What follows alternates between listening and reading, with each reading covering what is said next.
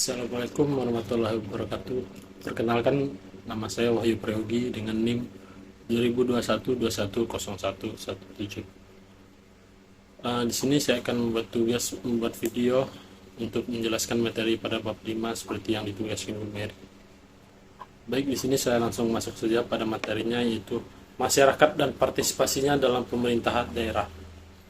Pemerintahan daerah kini telah mempunyai landasan hukum yang lebih kuat karena diatur lebih rinci dalam Undang-Undang 1945. Nah, pengaturan lebih lanjut dari amanat Undang-Undang 1945 tersebut terjabarkan dalam Undang-Undang Nomor 22 Tahun 1999. Baik, di sini saya akan menjelaskan keberadaan pemerintahan daerah. Nah, secara teoritis keberadaan pemerintahan daerah dapat ditinjau dari berbagai bidang ilmu. Yang pertama ada dalam bidang ilmu politik. Keberadaan pemerintahan daerah merupakan pencerminan pembagian kekuasaan berdasarkan kewilayahan. Yang selanjutnya dalam ilmu ekonomi. Nah, dalam ilmu ekonomi ini, keberadaan pemerintahan daerah dapat mencerminkan adanya upaya meningkatkan kesejahteraan individu melalui pemberian kesempatan pilihan publik karena bertambahnya permintaan dan penawaran public goods. Yang selanjutnya ada dalam ilmu administrasi. Dalam ilmu administrasi, adanya pemerintahan daerah mencerminkan adanya upaya untuk mencapai tujuan organisasi melalui pembagian kerja berdasarkan area atau lokasi karena bisa menyerap aspirasi dan kebutuhan yang beragam di setiap lokasi berbeda. Kemudian di dalam bidang administrasi pembangunan, pemerintahan daerah mencerminkan strategi integritas, nilai untuk mencapai tujuan pembangunan melalui peningkatan kapasitas produksi sekaligus partisipasi. Baik, selanjutnya di sini saya akan menjelaskan mengenai memahami makna dari masyarakat. Korten pada tahun 1986 menjelaskan istilah masyarakat yang secara populer untuk merujuk pada sekelompok orang yang memiliki kepentingan bersama. Namun, kemudian ia justru lebih memilih pengertian yang berasal dari dunia ekologi dengan menerjemahkan masyarakat sebagai an interaction population of individuals living in a common location. Masyarakat juga dikelompokkan pada berbagai tingkatan administrasi yang memiliki konsekuensi batas-batas teritorial, tempat masyarakat tersebut secara bersama-sama menjalankan partisipasinya dalam pemerintahan daerah. Menghadapi persoalan ini, Leeds dan Perry Smith menawarkan dua pendekatan untuk mendefinisikan masyarakat. Nah, pendekatan pertama merumuskan masyarakat dari pola kehidupan dan pekerjaan orang-orang. Effectivist community. Nah, efektif community ini, pendekatan ini menyiratkan adanya pembedaan antara masyarakat perkotaan atau perdesaan atau kesaling tergantungan ekonomis antara kota dan desa. Yang selanjutnya ada pendekatan kedua. Pendekatan kedua memusatkan perhatian pada cara orang mengidentifikasikan dirinya dan cara mereka merasakan loyalitas tertentu. Pendekatan ini seringkali disebut sebagai affective community, yang artinya masyarakat tidak berhubungan dengan wilayah, tetapi lebih dihubungkan dengan konteks tertentu yang mempengaruhi identitas dan loyalitasnya. Selanjutnya, perbedaan konsep masyarakat yaitu affective community dan effective community. Yang pertama ada affective community, yaitu yang pertama pengaruh budaya dan pola kehidupan kompleks merujuk kepada identitas dan loyalitas, pengaruh mobilitas sosial dan geografis, konsep masyarakat lebih elastis. Yang kedua ada effective community, yaitu pola kehidupan dan pekerjaan masyarakat. Yang selanjutnya ada merujuk pada batas teritorial. Yang selanjutnya ada perbedaan masyarakat desa dan kota. Yang selanjutnya ada konsep masyarakat yang lebih rigid. Selanjutnya saya akan menjelaskan tentang pengertian partisipasi.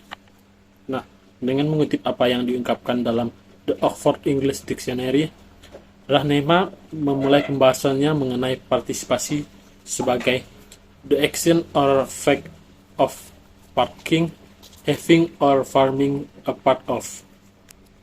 Dalam pengertian ini, partisipasi biasanya bersifat transitif atau intransitif. Bisa pula bermoral atau tak bermoral. Kandungan pengertian tersebut juga bisa bersifat dipaksa atau bebas, dan bisa pula bersifat manipulatif maupun spontan. Nah, partisipasi transitif ini apabila ia berorientasi pada tujuan tertentu. Sebaliknya, partisipasi bersifat intransitif apabila subjek tertentu berperan serta dengan tanpa tujuan yang jelas. Menurut Brian dan White, semula partisipasi hanya didefinisikan secara politisi sepenuhnya sebagaimana yang berkembang pada tahun 1950-an dan 1960-an.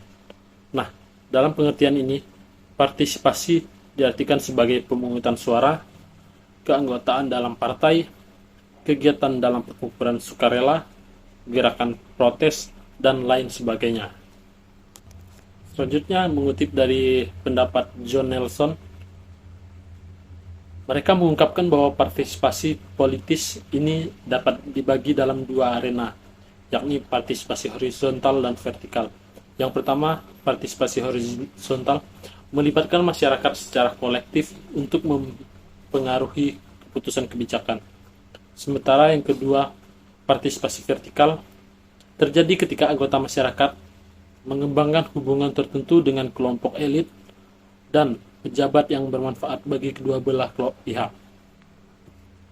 Nah, pada tahun 1970-an, partisipasi mulai dihubungkan dengan proses administratif dengan menambahkan kegiatan peran serta dalam proses implementasi sehingga individu dan kelompok dapat mengejar kepentingan yang bertentangan dan bersaing memperebutkan sumber daya yang langka.